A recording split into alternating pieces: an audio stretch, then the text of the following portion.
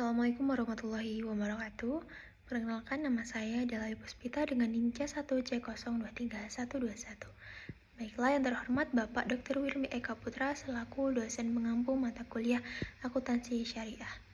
Pada kesempatan kali ini, saya akan menjelaskan materi mengenai akad murabahah. Yang pertama yaitu saya akan menjelaskan mengenai latar belakang. Indonesia menganut dual banking system, yaitu sistem perbankan konvensional dan juga syariah. Perbankan mendasarkan keduanya terletak pada penggunaan bunga. Bank konvensional menjadikan bunga sebagai instrumen utama, sedangkan bank syariah menggunakan prinsip-prinsip Islam yang melarang riba. Larangan riba menjadi dasar munculnya berbagai akad dalam ekonomi syariah. Sebagai alternatif pembiayaan, salah satu akad yang paling banyak digunakan adalah murabahah.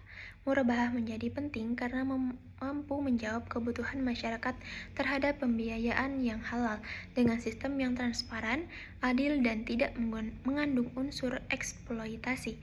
Oleh karena itu, pemahaman mengenai murabahah sangat relevan dalam konteks akuntansi syariah. Rumusan masalahnya yaitu murabahah adalah akad jual beli di mana penjual mengungkapkan secara jujur harga perolehan barang secara margin keuntungan yang diambil. Transparansi ini menjadi elemen penting karena menghindari adanya informasi yang disembunyikan dari pembeli. Dalam praktik perbankan syariah, murabahah digunakan sebagai instrumen pembiayaan di mana bank bertindak sebagai penjual setelah terlebih dahulu membeli barang yang dibutuhkan nasabah. Keuntungan diperoleh dari margin, bukan bunga, sehingga sesuai dengan prinsip syariah. Dengan demikian, murabahah menjadi akad yang tidak hanya mengatur secara hukum Islam tetapi juga relevan dalam praktik ekonomi modern. Karakteristik dari akad murabahah ini yaitu murabahah memiliki karakteristik utama berupa keterbukaan informasi, khususnya terkait harga pokok dan margin keuntungan.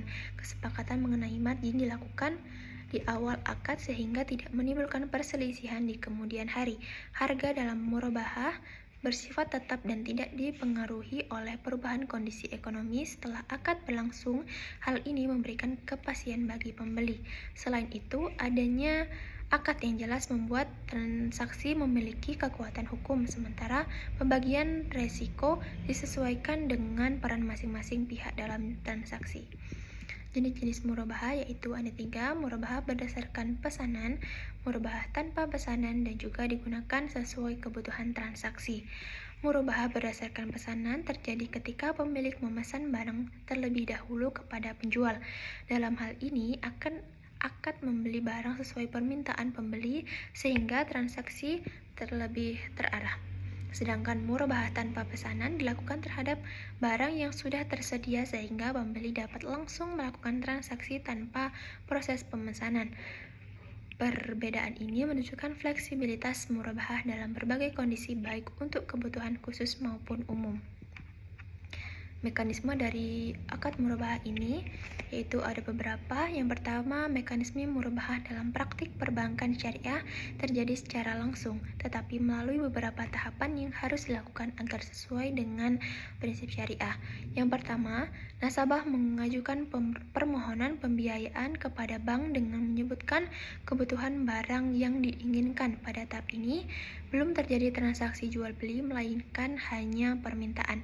Yang kedua yaitu ada dilakukan akad atau kesepakatan awal antara bank nasabah yang mengenai spesifikasi barang, harga margin, keuntungan, serta cara pembayaran. Yang ketiga yaitu ada bank membeli barang yang dimaksud dari supplier. Dalam tahap ini, barang harus benar-benar menjadi pemilik bank terlebih dahulu, karena dalam prinsip syariah, penjual tidak boleh menjual barang yang belum dimiliki. Yang keempat yaitu ada setelah barang dimiliki, barang menjual barang tersebut kepada nasabah dengan akad murabahah, yaitu dengan harga pokok ditambah margin yang telah disepakati sebelumnya. Mekanisme yang kelima yaitu barang diserahkan kepada nasabah, baik secara langsung dari bank maupun melalui pihak ketiga ataupun supplier. Namun kepemilikan tetap berada pada melalui bank. Yang keenam yaitu nasabah melakukan pembayaran sesuai kesepakatan. Yang terakhir, bank melakukan pengawasan terhadap pembayaran hingga akad selesai. Dengan mekanisme ini, murabahah benar-benar menjadi transaksi jual beli yang sudah bukan pinjaman berbunga, sehingga sesuai dengan prinsip syariah dan mekanisme kepastian hukum bagi kedua belah pihak. Dasar hukum murabahah terbagi menjadi 5. Landasan Al-Quran, landasan hadis, larangan riba sebagai dasar utama, kaidah fikih muamalah, dan juga yang terakhir prinsip keadilan dan juga kerelaan. Konsep penting dalam murabahah. Dalam murabahah, margin merupakan keuntungan yang diperoleh penjual dan telah disepakati di awal akad. Margin ini berbeda dengan bunga karena tidak berubah selama masa akad berlangsung, sehingga memberikan kepastian bagi pembeli. Harga jual dalam murabahah bersifat tetap sejak awal akad hingga akhir pembayaran. Meskipun terjadi perubahan kondisi ekonomi seperti inflasi atau fluktuasi harga pasar, hal ini menjadi salah satu keunggulan murabahah dibandingkan sistem konvensional. Murabahah tidak menggunakan bunga karena bunga tersebut riba yang dilarang dalam Islam. Oleh karena itu, keuntungan yang diperoleh benar-benar berasal dari aktivitas jual beli. Selain itu, transparansi menjadi prinsip utama. Semua komponen harga seperti harga pokok, margin, biaya tambahan, hingga diskon harus dijelaskan secara terbuka agar tidak menimbulkan sengketa di kemudian hari. Pengakuan akuntansi murabahah. Perlakuan akuntansi murabahah dilakukan dalam PSAK nomor 102 yang mengatur pengakuan, pengukuran, penyajian, dan juga pengungkapan transaksi murabahah. Dari sisi penjual, misalnya bank syariah, pada saat membeli barang dicatat sebagai persediaan. Ketika barang dijual kepada nasabah, maka dicatat sebagai piutang sebesar harga jual. Keuntungan atau margin tidak selalu diakui secara langsung, tetapi dapat dilakukan secara bertahap sesuai dengan periode pembayaran, terutama jika transaksi dilakukan secara angsuran. Hal ini bertujuan agar laporan keuangan mencerminkan pendapatan yang sebenarnya. Dari sisi pembeli, transaksi dicatat sebagai kewajiban atau utang murabahah yang harus dilunasi sebagai kesepakatan.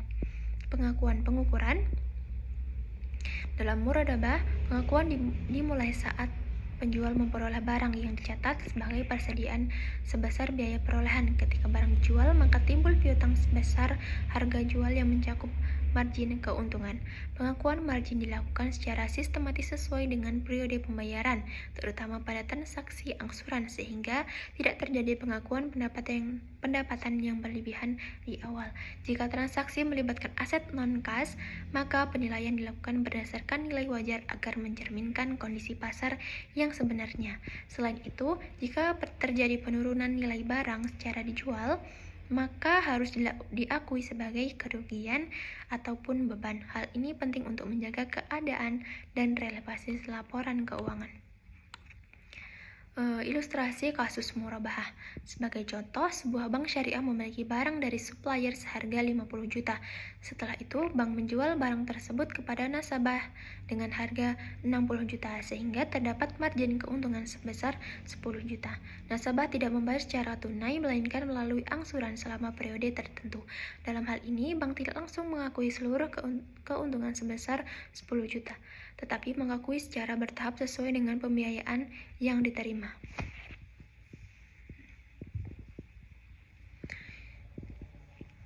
Ilustrasi ini menunjukkan bahwa murabahah bukan sekedar transaksi jual beli biasa, tetapi juga melibatkan aspek pembiayaan dan pencatatan akuntansi yang sistematis. Selain itu, contoh ini menegaskan bahwa keuntungan dalam murabahah berasal dari margin, bukan dari bunga pinjaman.